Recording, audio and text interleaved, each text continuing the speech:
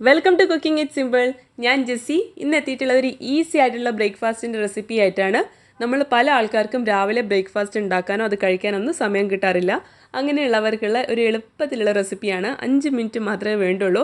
അതുപോലെ തന്നെ നിങ്ങളുടെ വീട്ടിലുള്ള ചേരുവകൾ മാത്രം മതി ഈ ഒരു അടിപൊളിയായിട്ടുള്ള ബ്രേക്ക്ഫാസ്റ്റിൻ്റെ റെസിപ്പിക്ക്. അപ്പോൾ തീർച്ചയായിട്ടും ഇതൊന്ന് ട്രൈ നോക്കുക. കുട്ടികൾക്കൊക്കെ കൊടുക്കാനാണെങ്കിൽ അങ്ങനെ കൊടുക്കാം. കറിയൊന്നും വേണമെന്നില്ല, ഇല്ലാതെ തന്നെ നിങ്ങൾക്ക് ഇത് കഴിക്കാം. കറി ഉണ്ടെങ്കിൽ അതിൻ്റെ കൂടെയും കഴിക്കാം. അപ്പോൾ തീർച്ചയായിട്ടും ട്രൈ നോക്കുക.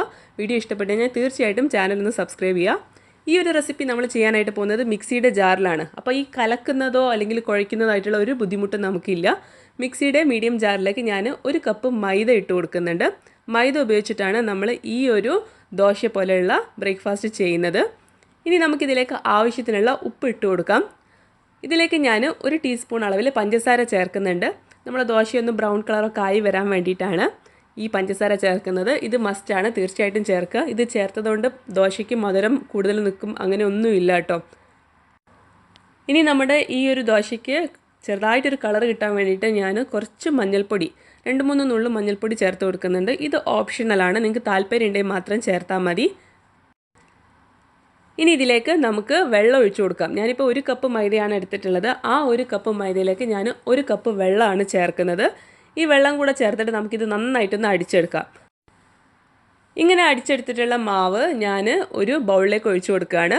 ഈ ഒരു കട്ടിയിലാണ് മാവ് ഉണ്ടാവുക. ഇനി നമുക്കിതിലേക്ക് ഒരു ചേരുവ കൂടെ ചേർക്കാനുണ്ട്. ഒന്നുമല്ല, ഒരു കോഴിമുട്ടയാണ്. ഞാൻ ഈ കോഴിമുട്ട ആദ്യം മിക്സിയുടെ ജാറിൽ ചേർക്കാൻ എന്താണെന്ന് വെച്ച് കഴിഞ്ഞാൽ അതുകൂടെ ചേർത്ത് അടിച്ച് കഴിഞ്ഞാൽ നമ്മുടെ മാവ് നല്ല ലൂസായി പോവും.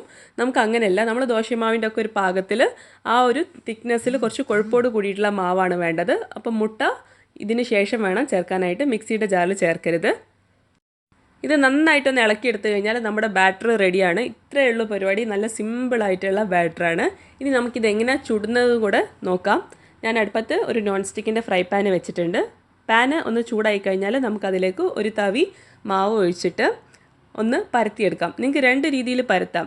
ഒന്നെങ്കിൽ നിങ്ങൾക്ക് ഈ പാൻ ഇതുപോലെ ഒന്ന് കറക്കി കൊടുത്തിട്ട് പരത്തിയെടുക്കാം. അതല്ലാന്നുണ്ടെങ്കിൽ തവി കൊണ്ട് വേണമെന്നുണ്ടെങ്കിൽ അങ്ങനെയും പരത്തിയെടുക്കാം. ഇത് ഒരു ലോ ടു മീഡിയം ഫ്ലെയിമിലാണ് നിങ്ങൾ കുക്ക് ചെയ്തെടുക്കേണ്ടത്. ഒരുപാട് ഹൈ ഫ്ലെയിം വെച്ച് കഴിഞ്ഞാൽ ഇത് കരിഞ്ഞു പോവുകയും ചെയ്യും, പിന്നെ നന്നായിട്ട് വേവുമില്ല. അപ്പം ഒരു ലോ ടു മീഡിയം ഫ്ലെയിമിൽ വെക്കുക. മുകൾ ഭാഗം ഡ്രൈ ആയി വരുന്ന സമയത്ത് കുറച്ച് ഓയിൽ ഒന്ന് ബ്രഷ് ചെയ്ത് കൊടുക്കുക. ഞാനിപ്പോൾ സൺഫ്ലവർ ഓയിലാണ് ബ്രഷ് ചെയ്യുന്നത്. നിങ്ങൾക്ക് നെയ്യ് ബ്രഷ് ചെയ്യണമെന്നുണ്ടെങ്കിൽ നെയ്യും ബ്രഷ് ചെയ്ത് കൊടുക്കുക കേട്ടോ. അതിനുശേഷം അത് മറിച്ചിടുക. എന്നിട്ട് മറ്റേ സൈഡ് ഇതേപോലെ കുറച്ച് ഓയിലൊന്ന് ബ്രഷ് ചെയ്ത് കൊടുക്കുക. എന്നിട്ട് ഒരു തവണ കൂടെ ഒന്ന് തിരിച്ചു മറിച്ചു ഇട്ടിട്ട് ചെറുതായിട്ട് ബ്രൗൺ കളർ ആയി തുടങ്ങുന്ന സമയത്ത് ഈ ദോശ നമുക്ക് പാനിൽ നിന്ന് എടുത്ത് കളയാം. ഇത്രയേ ഉള്ളൂ പരിപാടി. ഒരു 30 സെക്കൻഡൊക്കെ നിങ്ങൾക്ക് ഒരു ദോശ കുക്കാവാനായിട്ട് എടുക്കുകയുള്ളൂ. കാരണം മൈദ അല്ലേ, വളരെ പെട്ടെന്ന് തന്നെ കുക്കാവും.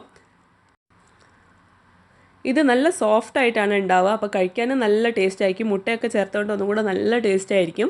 ഇത്രയുള്ള പരിപാടി. അപ്പോൾ നമ്മുടെ ആദ്യത്തെ ദോശ ഇതാ റെഡി ആയിട്ടുണ്ട്.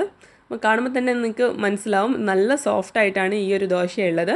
ഇനി ഇതേപോലെ തന്നെ ബാക്കി മാവ് കൊണ്ട് നിങ്ങൾക്ക് ദോശ ചുട്ടിട്ടെടുക്കാം. ഈ ഒരു ദോശ ഞാൻ തവി കൊണ്ട് പരത്തിയിട്ട് കാണിച്ചു തരാം. ഇതേ ഉള്ളൂ പരിപാടി.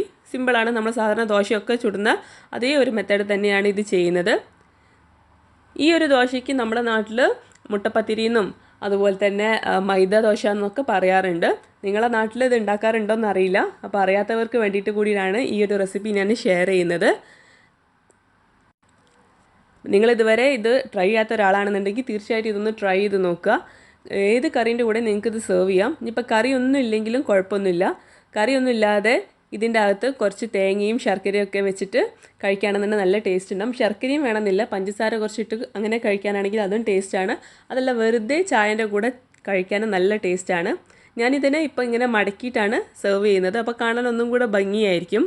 ഇത് ഇത്രയുള്ള പരിപാടി. അപ്പോൾ എല്ലാവരും തീർച്ചയായിട്ടും ഇതൊന്ന് ട്രൈ നോക്കുക. പിന്നെ ഇതെങ്ങനെ മടിക്കുമെന്നും കൂടെ ഞാൻ പറഞ്ഞുതരാം.